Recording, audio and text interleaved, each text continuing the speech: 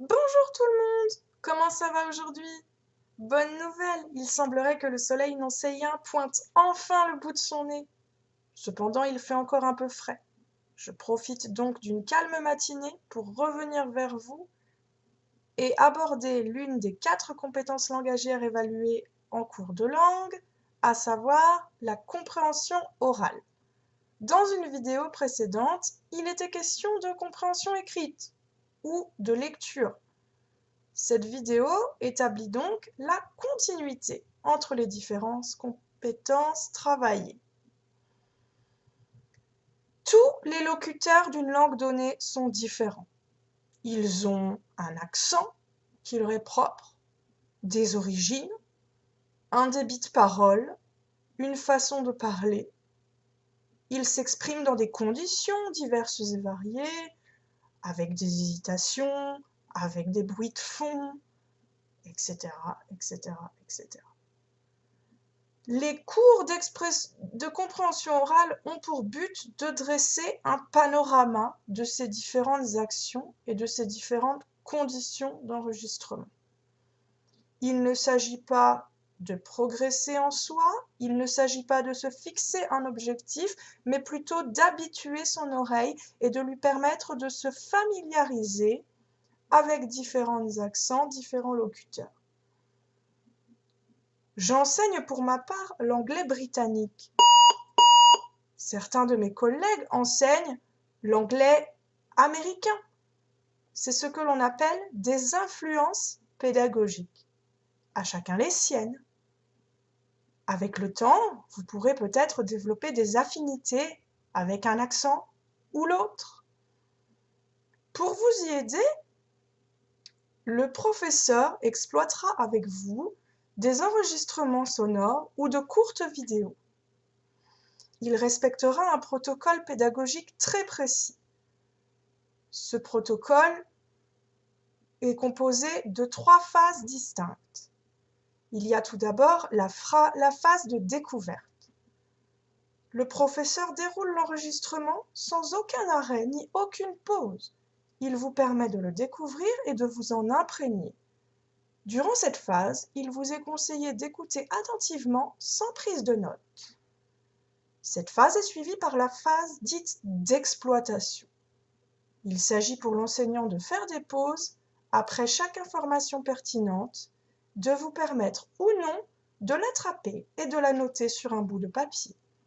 Cette deuxième phase sera suivie par une phase finale appelée phase de vérification. Le professeur déroulera l'enregistrement en faisant les mêmes arrêts, les mêmes pauses. Il ou elle vous donnera des indices sur le type d'information recherchée, mais jamais de réponse directe. Durant cette dernière phase de travail, vous pourrez modifier ou compléter vos notes. S'ensuivra ensuite une phase de correction pendant laquelle vos idées seront mises en commun, échangées. En cas de confusion ou de supposition erronée, le professeur pourra vous expliquer l'origine de votre erreur. Il peut s'agir d'une origine culturelle ou phonétique la plupart du temps. Les enregistrements sonores sont exploités selon l'origine du locuteur, selon son accent, selon les conditions d'enregistrement et selon le thème abordé. Lorsqu'il le sélectionne sur un site internet spécialisé, le professeur le décortique et lui associe un type d'exercice. Pour les vrais débutants, il s'agit de pratiquer la discrimination phonétique. Rien à voir avec le racisme. L'oreille doit identifier des mots tirés du langage courant. Elle doit les reconnaître pour les transposer. Si vous avez par exemple affaire à une femme qui décrit son domicile, il peut s'agir de lister tous les meubles qui s'y trouvent. Ce n'est qu'un exemple parmi d'autres. Comme pour la lecture, il s'agira de répondre à des questionnaires, globaux ou détaillés, et de compléter des phrases lacunaires. Il peut également s'agir de pratiquer l'exercice de synthèse.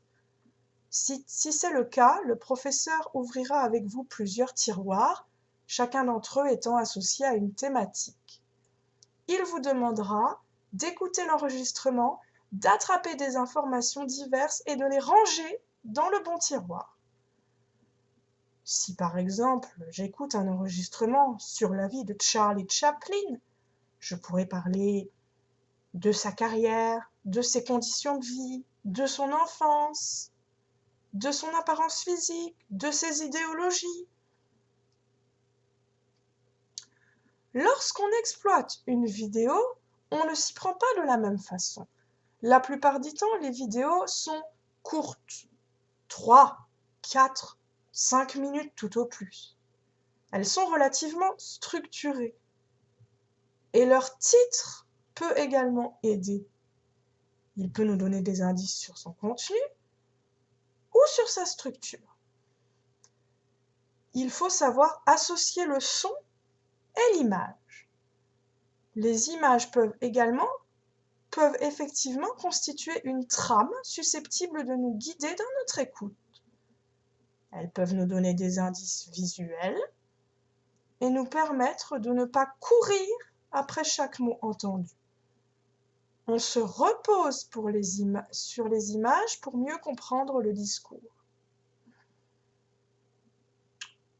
Je ne suis pas certaine d'avoir été complète, mais j'espère vous avoir permis de mieux appréhender une éventuelle conversation engagée avec un interlocuteur et surtout vous avoir donné envie de faire des rencontres, d'aller vers les autres. Demandez-leur de répéter, demandez-leur de ralentir, vous en avez le droit, ne vous en privez pas. À bientôt, bye bye!